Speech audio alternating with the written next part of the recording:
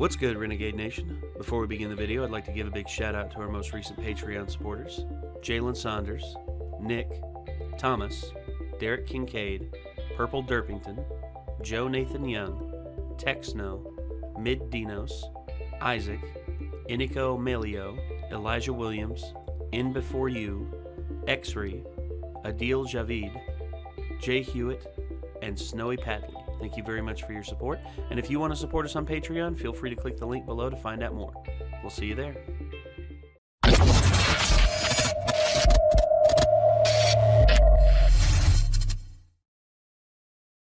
I before E except after C. That rule is not true. There are more exceptions to that rule than there are instances where you apply it. Yeah. Everyone says that, and every spelling English teacher that I know has said that. But and then I'm just like, what about this? What about this word and this word and this word and this word and that? Wait a minute, this list is bigger than the other. Wait a second. Yeah, it just gets to the point where you realize that the English language is bullshit in some ways. I mean, think about some of the stuff we learned in school. Like, do you remember the food groups pyramid? Yeah, that's bullshit too. Like when we were in school, that was just wow. It was like grains at the bottom. You must eat nothing. Like grains is the most important one. That's the base of the food pyramid. I'm like, carbohydrates. What? Right. Like, that's not.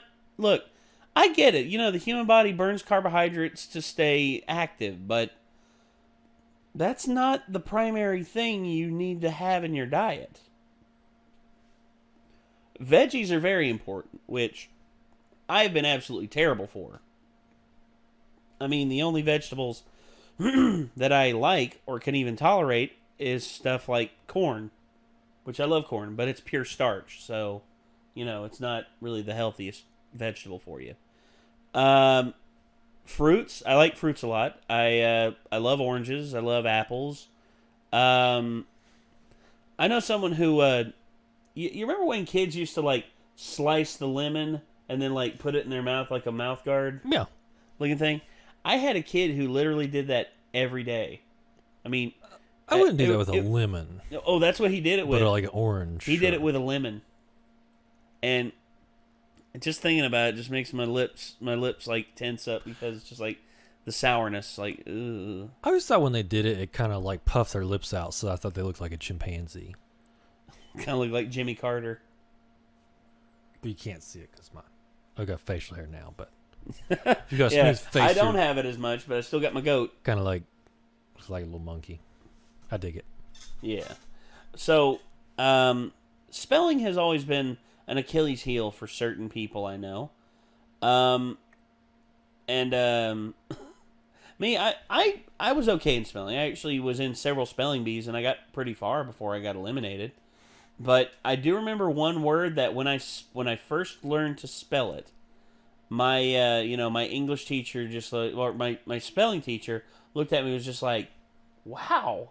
It was a onomatopoeia. onomatopoeia, onomatopoeia. Ha ha ha ha ha. Still got it. I always want to put two R's in embarrassing. Embarrassing. Yeah, that one's another one. Also, rogue.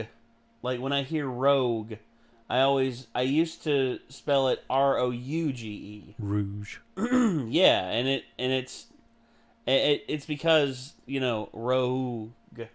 That I hear that U in there before the G, but that's effectively a non-existent U.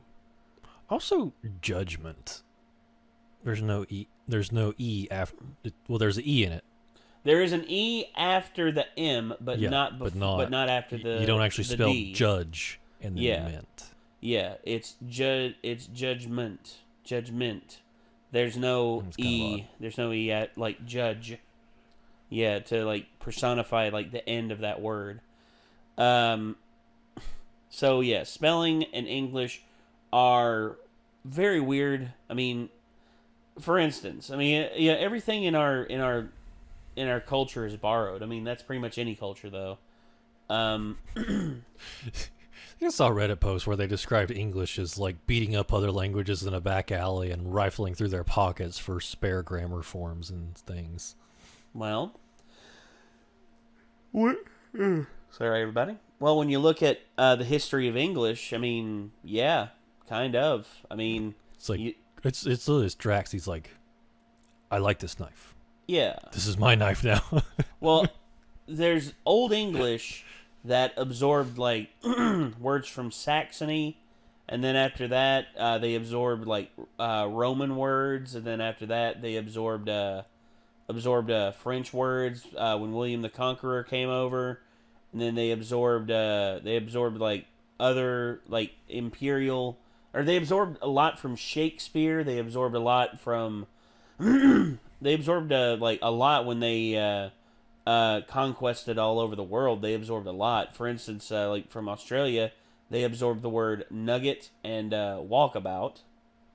And then, of course, American English, you know, cool. That's actually the biggest contribution and longest standing contribution that American English has added to the English language. Is the word cool? Cool. Because you think about it, words lose their luster over time.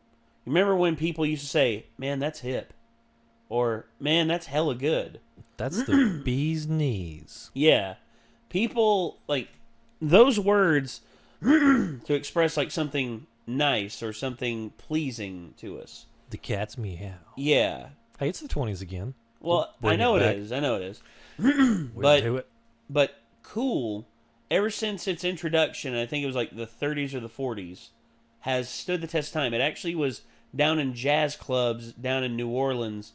They actually used that to describe the feeling that the good music gave them in the middle of the heat. You know, it made it was a cool sound that, you know, made us forget about the heat.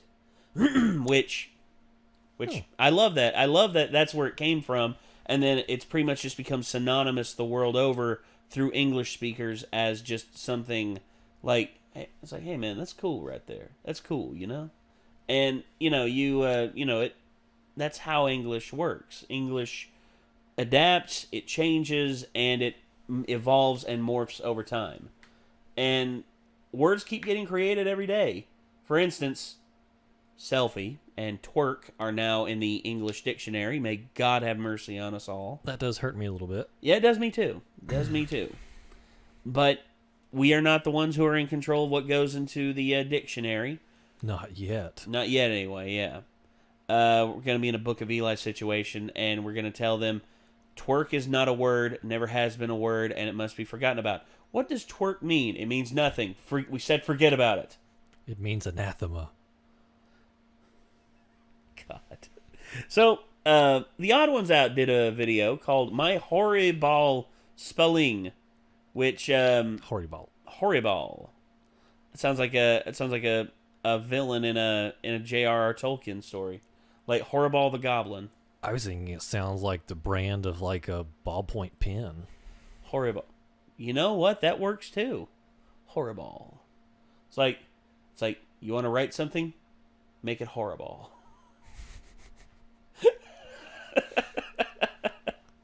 So yeah, he did a video about his horrible spelling, and yeah, we got the video queued up here, and let's see what this horrible spelling is all about. Here we go. Okay, class, spell Wednesday. Wednesday. I don't know how to spell Wednesday. Well, James, just sound it out. Oh, okay. So, like this? No, James, it's Wednesday. You said sound it out, and that's how you sound it out.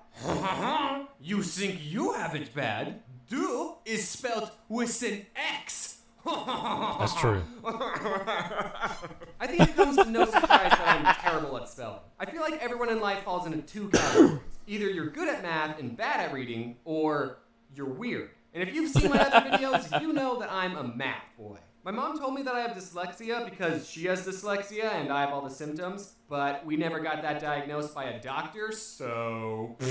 You can't make me take my meds, Mom! A lot of times what I do to cover up the fact that I spell lower than a first grade level is I will purposely misspell words to the point where it's obviously a joke. You thought I was doing that to be funny, but it's actually because I have zero self-confidence in my spelling, and I don't want to point out my mistakes. I mentioned this in a different video, but in elementary school, I was put into an honors program, and everyone had to take spelling tests a grade ahead of their level. And by everyone, I mean everyone except me, because I failed every single spelling test. So I had to take spelling tests that were on level.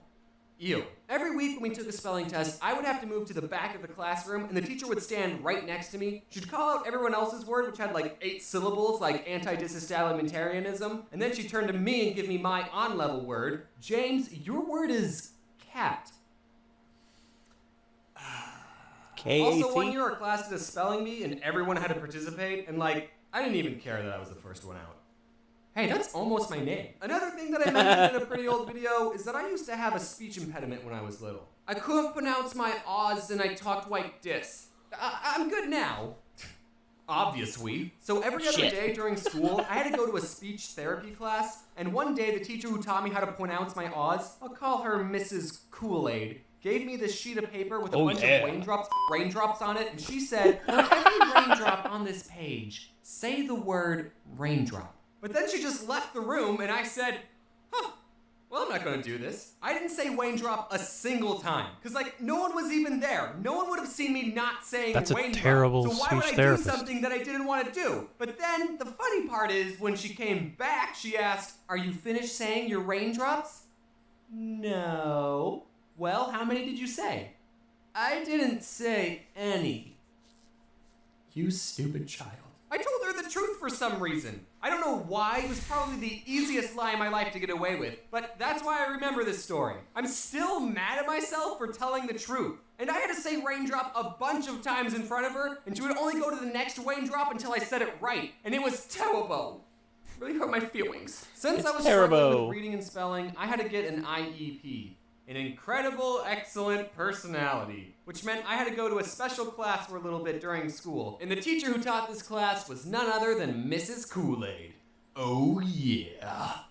I don't know why I said it like that. I don't remember anyone ever telling me I was put into a special needs class. I just remember going into speech therapy every other day, and then those classes slowly morphed into teaching me how to read and spell. I don't know, I thought reading this book would have helped me talk better. 2 other kids were in the reading class with me, and I remember the day when reading for me just clicked. Us 3 were given a simple sentence to read. It was about bees. It was so simple. It was literally just, to defend their hive from wasps, bees don't sting the wasp. Instead, they all crowd around the wasp and flap their wings to raise their body temperature, heating up the wasp until it dies.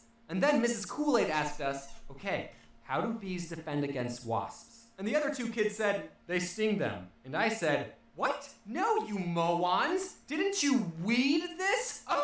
The words in this paper have meaning when placed in a certain order convey information.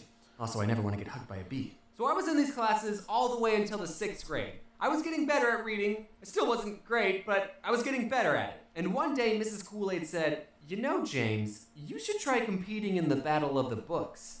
Battle of the Books?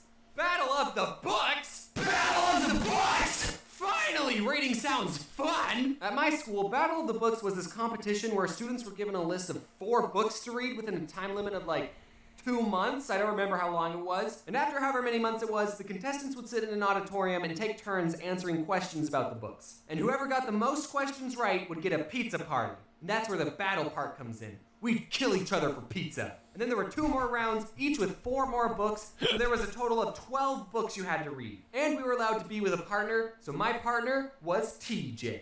Hey TJ, do you remember Battle of the Books? Yeah man, it was great. Now you're probably thinking that 4 books in 2 months isn't that hard, especially since they're kids' books. But as someone who didn't read any books on my own outside of school, it was a challenge. But I discovered a way to cheat the system.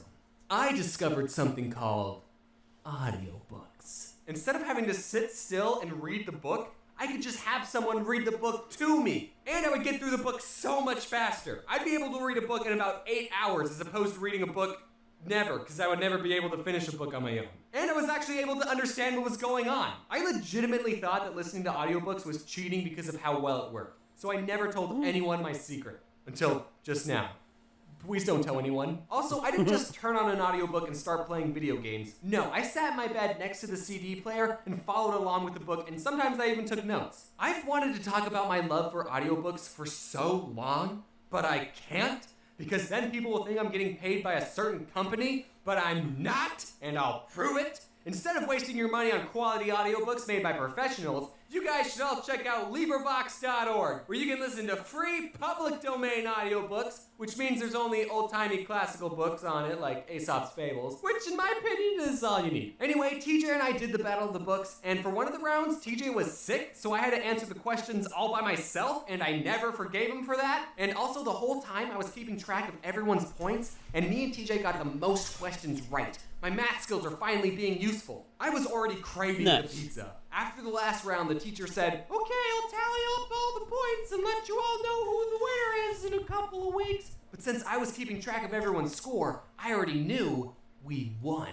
I turned to TJ and I said, "TJ, guess what? We already..." Oh, this is the round that you were sick on.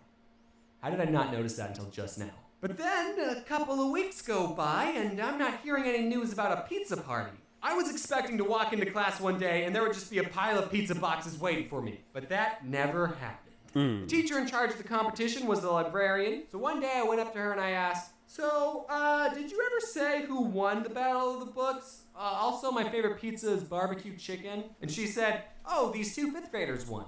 So the Battle of the Books was for both 5th and 6th graders. I was a 6th grader, so I went to all the 6th grader battles, but apparently there was some low-life 5th grader who got every single question right and stole my pizza party. And that taught me a valuable lesson. Even when you work hard, you don't always get what you want in life.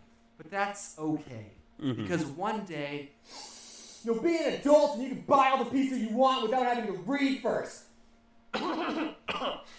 Hello there. Any of you down for a game of soccer? I mean football? This is 100% James. This isn't someone else doing the end card. This is me. This is James. I would never ask someone else to make an end card for me because I was too lazy. You guys should check out the channel Get Mads? Get Mads? Am I pronouncing that right?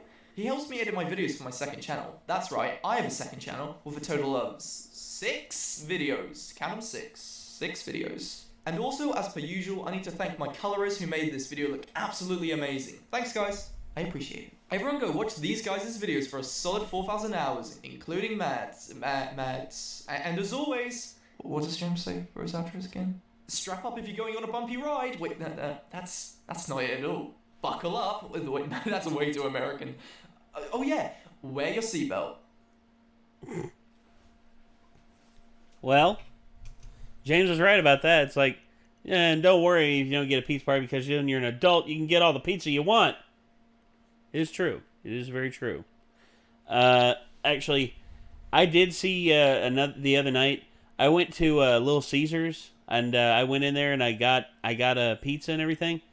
And while I was sitting in there waiting for my pizza, I noticed that there was these 2 huge stacks of boxes, like at least 12 pizzas high, and I'm like, dang, wonder what that's for. And then all of a sudden, these big dudes, like huge, like I'm fairly big. These guys were hulkas. They came marching in, and they basically just came in, and they were working at the chip factory, down the road from there, and they pretty much got all those pizzas for the night shift and everything, and it took them 2 trips each to get all the pizzas out there without them risking dropping them. And I'm just like, holy shiznit, that's a lot of pizzas. I don't think I could ever eat that much pizza ever, like in my life, like within one evening. I don't know. Trauma can drive you to do a lot of things. I mean, he was obviously stewing about that for years. Oh yeah. Well, obviously, he went out and he just bought a shit ton of pizza because he's an adult. And that's kind of a good feeling, though. Oh yeah. Well, yeah. When I was a kid, I remembered. We didn't have a book thing like that. Instead, the more books you read, the better you got, the better you were at it, and or the better your odds were of winning a thing. And there was a very easy way to cheat around the system that a lot of kids didn't figure out. All you had to do to prove that to the teacher that you read the book was that the teacher would pick a random section out of the book, point it out to you, and you had to read. You just had to read what was on the page. If you already knew how to read, that seems... I know. And ours, we had to like take a test. Like every book on the accelerated reading thing had its corresponding quiz. we never got one of those. We never did. And I was just like, are you serious? This is easy. Except the Two Towers didn't have its own quiz, so my friend and I actually had to make the quiz for it. Because there was one for Fellowship and one for Return, but not not one for Tower. Oh, weird. Ain't that something? But yeah, I overall, man, I mean, you know, just I did that and I cheated the system and I got third place. The one girl who got first place was actually like we were like childhood sweethearts. Like she was sweet on me, I was sweet on her. Smart as a whip, and she's actually a doctor now. She, within I think it was I forget how many months went by, but she read something along the lines of like 30 books, like 30 kids' books, and I'm like, Jesus, that's insane. And me, I had 22, and I was like, wow, I must have won. And then I found out she read 30, and I'm like, I cheated and I didn't win. Yeah, you heard right. I remembered also we got to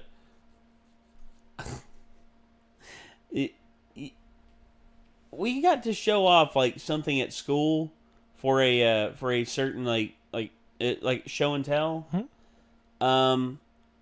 I brought a what looked like a switchblade, but it was instead of a razor, it was the comb. Well, yeah, of course, everybody had those. Well, I bring that to school, and immediately my teacher flips out, and she's just like, Nathan, what are you doing with that here? And I'm like, it's a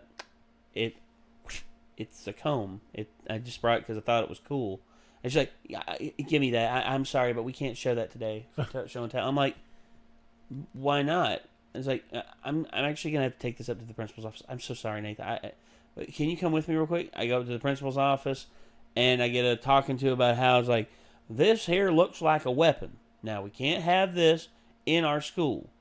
And the reason why is because, like I said, it looks like a weapon. And my mom, after finding out that my switchblade comb got taken away, when she came to pick me up from school, immediately I tell her what happened. She bolts up the stairs as fast as I've seen her move. She goes in there into the principal's office, and I start walking up there, and I hear pretty much like, it's nonsense that y'all hold them to such standards. It's a comb. It is a comb, and you people are holding them to. Give me the thing. And she gets it. She comes out and she says, "Y'all are embarrassing," and then just like walks out. Comes down to me as I'm coming up the stairs. She's like, "Come on, Nate, we're leaving." And I'm like, did you talk to him about my comb? And she's like, here's your comb. Don't bring it to school anymore, all right? And I'm like, okay. And I remembered another time, I brought the Gundam models. I probably told you about this one. The Gundam models and everything. I had Wing Zero, and I was really proud when I finally got finished and everything. And I had the gun made. And I brought it to school. I brought it to school to show off to the kids. And I pull out the Buster rifle and I set it on the table. And all of a sudden the teacher's just like, "Nathan, what is that?" And I'm like, "Oh, it's a little model toy." It was like this long, yeah, like nothing. And I was just like, and I just held it up. I put the little thing down because it had the little hinge where the handle could come down. And I had that, and I'm just like holding it like this, and then all of a sudden she's just like, "Nathan, come with me real quick," and I'm like, "Okay," and then I get down to the principal's office. I was like, "Nathan, why did you bring this to school?" I was like, "Well, I brought it because I wanted to show it to my friends," we're not allowed to bring Pokemon cards anymore. All the stuff you get banned. Yeah. No, I remember when Pokemon cards got banned. I remember when Pogs got banned, dude. Holy hell. I never got Pogs banned. We got pretty much every sport banned. We managed to get freeze tag banned. Really? Yeah. Freeze tag? That's ridiculous. They had banned everything else, so freeze tag was all we had left. And it was one of these situations where I can't remember who it was, kind of popular guy, so these two girls wanted to chase him like, oh. And so they go running at him, right? And he's just like, nope. I gotta move. They're coming at me. So he runs this way as they're running this way, and they totally just slam heads. And then it's like, that's it. Freeze tag's banned. Okay, no, that's negligence upon the kids. That's a lesson. If anything, that's a lesson in trajectory and physics. If you're on an intersecting path with someone else who is of equal force to you, and you don't want to get involved in an accident, you modify your course to where you don't do that. That's a basic. You could teach them a physics lesson right there. Hey, you don't want to bump heads whenever you're running after someone in tag. Don't keep hanging on the same bearing. Instead, go to a different one. It's just basic physics. I remembered when two-hand touch football got banned. It was when Earl Thomas. Not Earl Thomas. I've been watching, keeping update on the Seahawks thing.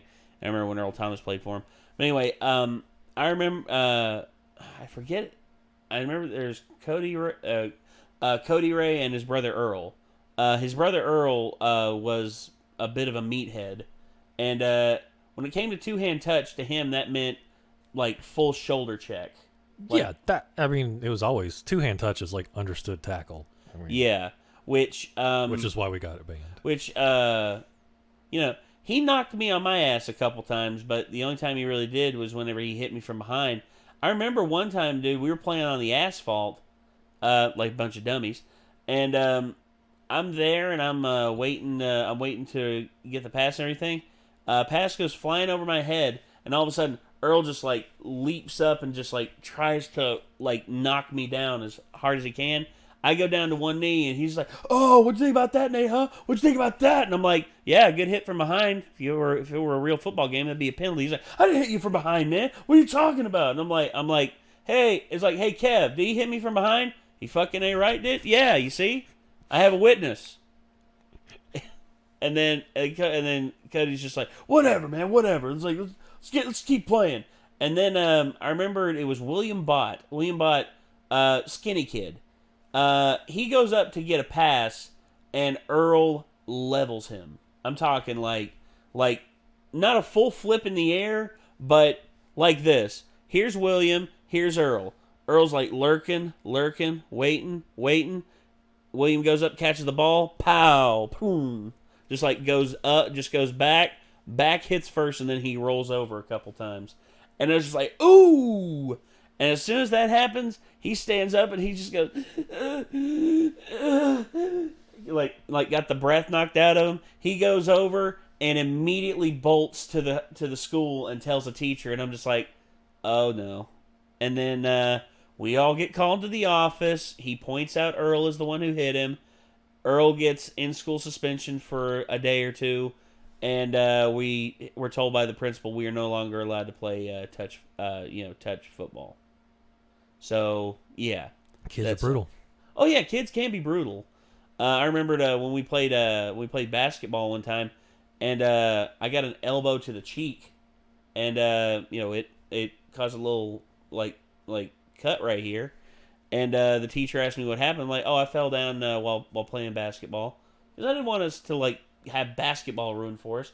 But then I remember Acoleyte, who was about 6'3" and could leap like a gazelle. I remember he dunked the basketball one time, and his foot came up and caught a kid in the nose and like bloodied the kid's nose. And that will happen. After that, we were told no more dunking. And I'm like, well, considering Acoleyte's really the only one who can dunk, yeah. And then all of a sudden, we were told, eventually no more basketball. It's like, oh, come on, man. first they took away touch football, then they took away basketball. Thankfully, we still had tag and stuff like that. It's a good thing we never talked about Fight Club. I thought we were supposed to talk about that. Isn't that like rule 1 and 2? No, that's like.